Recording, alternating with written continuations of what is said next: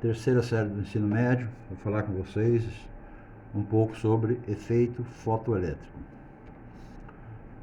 Em nosso cotidiano, existem muitos equipamentos que funcionam sozinhos, como portas de lojas, lâmpadas que acendem automaticamente quando anoitece, etc.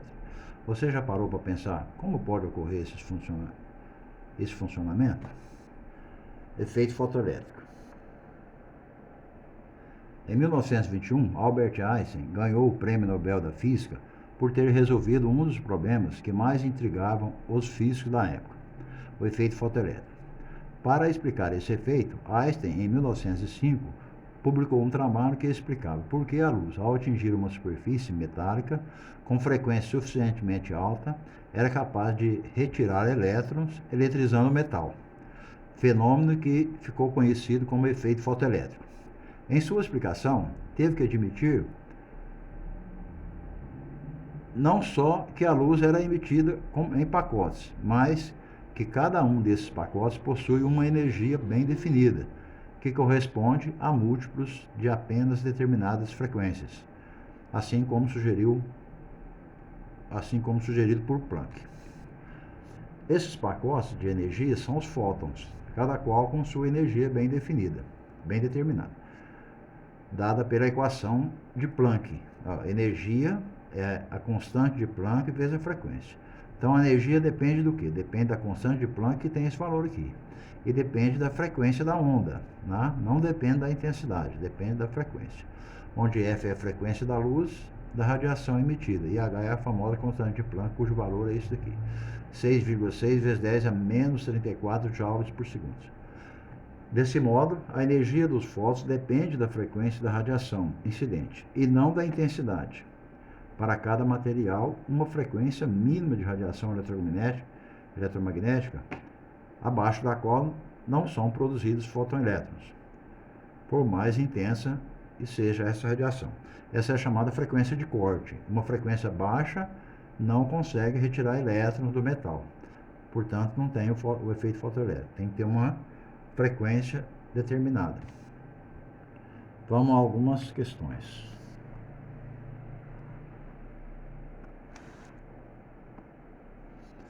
Observe a imagem indicando como deve ser o uso de uma torneira. Discuta com seus colegas e escreva como pode ocorrer esse funcionamento.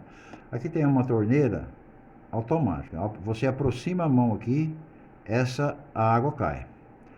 Por quê? Aqui tem um relézinho aqui que emite luz, tá? Emite uma luz infravermelha aqui, uma radiação eletromagnética, que você não vê, é invisível.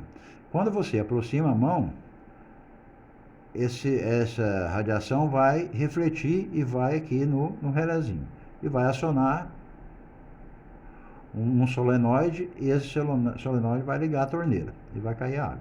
A hora que você retira a mão, essa luz não vai refletir mais aqui na torneira, portanto, para de cair a água. Tá? As torneiras com sensores utilizam um feixe de luz infravermelho que detecta o movimento. Quando as mãos estão na direção do trajeto do feixe, a luz é refletida para o sensor.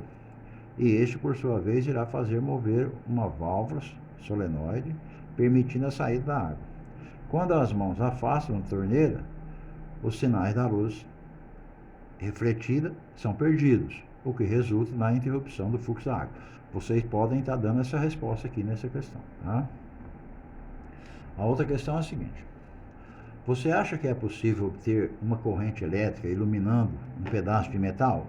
Explique. Resposta pessoal. A gente vai comentar com vocês. Então vamos imaginar aqui um metal e aqui uma radiação aqui eletromagnética. Será possível essa radiação arrancar elétrons desse metal? Sim, desde que a frequência dessa radiação seja suficiente para arrancar elétrons. Tem frequências baixas que não conseguem arrancar elétrons. Tá? Então vamos ver a resposta. Quando iluminamos uma superfície metálica com luz de determinado comprimento de onda, isso faz com que elétrons sejam emitidos pelo metal. Esse fenômeno recebe o nome de efeito fotoelétrico e é essencial para o funcionamento de alguns equipamentos, como, por exemplo, câmeras com sensores. Tá? Então, determinado comprimento de onda aqui, ou frequência, né? Frequência e comprimento de onda, uma coisa está relacionada com a outra, vai fazer arrancar elétrons do metão. Questão número 3. Após realizar a leitura sobre efeito fotoelétrico, responda às questões a seguir. O que é efeito fotoelétrico e por que esse efeito ocorre preferencialmente em uma superfície metálica? Justifique sua resposta. Faça um esquema como pode ocorrer o efeito fotoelétrico em placas metálicas. Então aqui está o mesmo esqueminha. A placa metálica, né? E aqui está uma radiação. Essa radiação pode arrancar elétrons. Tá? O efeito fotoelétrico consiste na emissão de elétrons por uma superfície metálica atingida por radiação eletromagnética. Então aqui está a radiação eletromagnética que arranca o elétron.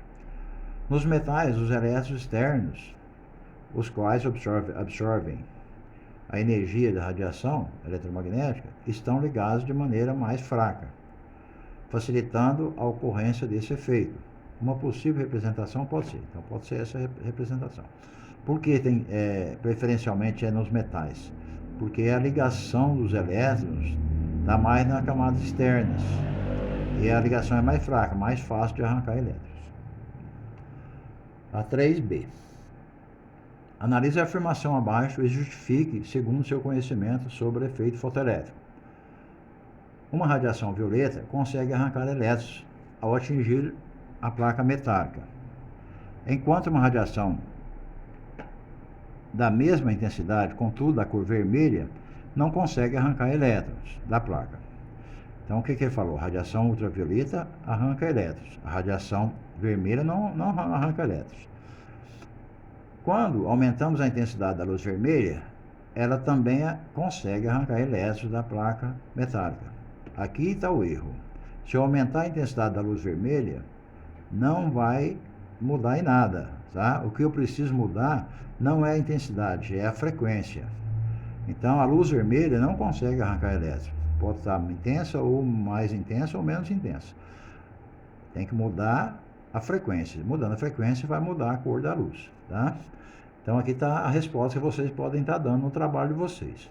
O equívoco na frase está em aumentar a intensidade da luz vermelha para conseguir arrancar elétrons. Para que ocorra o efeito fotoelétrico, não adianta aumentar a intensidade da luz, e sim é necessário mudar a frequência de radiação. Por exemplo, se a placa fosse iluminada com a luz de maior frequência, como ultravioleta, não só os elétrons seriam arrancados, como também sua velocidade aumentaria com o aumento da frequência da luz. Ainda a questão número 3, letra C. Cite outros dispositivos que utilizam o efeito fotoelétrico no cotidiano. Então aqui é a resposta pessoal, mas vocês podem estar citando, como por exemplo, alarmes, iluminação pública, painéis solares, né? Aquelas portas que abrem automaticamente. Ok?